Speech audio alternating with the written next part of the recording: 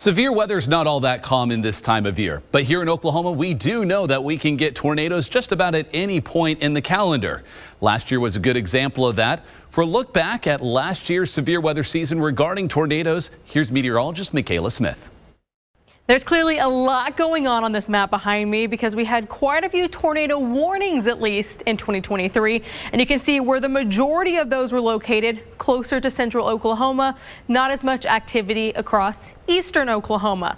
But if we kind of break down 2023, looking at the whole year, talking about tornadoes again in Oklahoma, you can see we started in January very busy. We had 5 tornadoes in January. That set a new record. Then we had 13 tornadoes in February. Also set another record, had not quite as many in March. April was busy though with 18 tornadoes. June was also busy with 18 tornadoes. So you can see those were our busiest months. And then really after we got to July, only 1 tornado, 2 in October, but the second half of 2023 wasn't too busy. So overall for the entire year, we had 74 tornadoes, but only 6 of those were across green country, which means we definitely lucked out when it came to tornadoes last year.